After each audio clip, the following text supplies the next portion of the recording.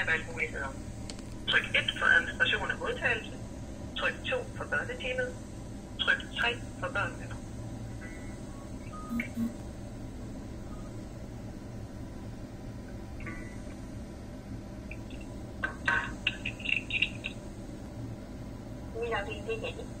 Hej, mit navn er Heidi Irene Nora Jebsen, 1303 73 2108. Jeg ringer vedrørende Løje, Torm Jebsen 06 11 13 63 31 og Ella Jebsen 02 10 16 50 10. Som jeg har snakket med,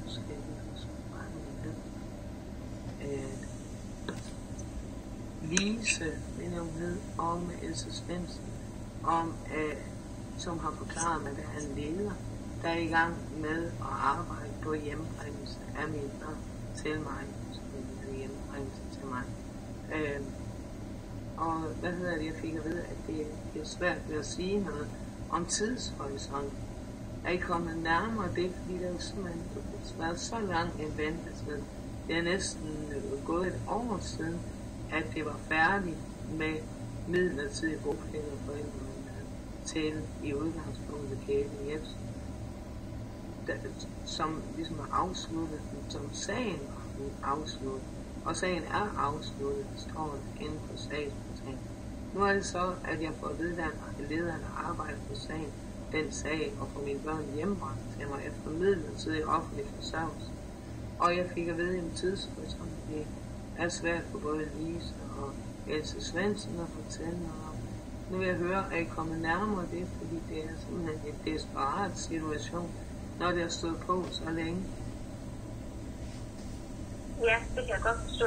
Det ved jeg ikke helt nærmere om, men jeg kan give besked til din sagsbehandler, om du har ringet.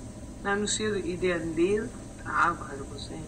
Så vil jeg hellere have, at I giver det videre til den leder, der arbejder på hjemmebragt mine børn efter midlertidig offentlig forsørgelse. Så jeg har delt telefonsamtalerne inde på Facebook med jer. Så det er der, vi arbejder videre fra, selvfølgelig.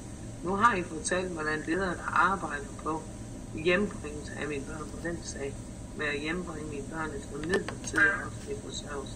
Så er det, jeg spørger, ved I noget om, hvor langt det er?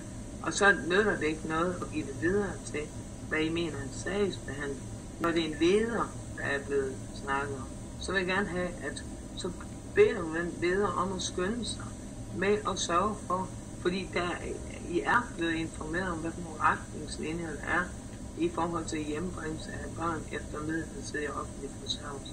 At det handler om en hjembringelsesplan. Og jeg har idéer til det, for det nytter ikke noget med frem og tilbage imellem nogle folk, som mine børn ikke er relateret til, eller der har noget, eller som ikke er meget venlig stemt, og så, hvor der er så lang afstand, så er det bedre med, jeg har en idé til, hvordan man kan gøre det med, at hvis det giver en tryghed for mine børn, at hvis det er, at det er jer, der kommer med mine børn her, at så kan et par sagsbehandlere komme med ind og være, men holde lave profil, så jeg kan få gensagt, og det tror jeg, det er meget nemt, en god relation til mine børn. Og så, hvis det er noget, mine børn synes, at der er noget trygt med, at så kan to eller nogle sagsbehandlere fra Vejle igen komme et dag efter, eller nogle dage efter, som en overgangsfase, når der nu står, at der skal laves en plan. Det er, hvis du gider at give det videre til den leder, som er ved at arbejde på sagen med hjembringelse af mine børn til mig efter midlertidig offentlig forsørgelse. Det vil jeg gerne give videre. Men også, at det haster, at det er gået så lang tid, og ikke, vi kan eller gå ikke tilbage. Nu har jeg fået at vide, at altså i tiden eller et eller andet. Jeg har fået at vide, at der er en leder, der arbejder på hjembringelse af mine børn til mig efter midlertidig offentlig forsørgelse. Og det er også delt inde på Facebook.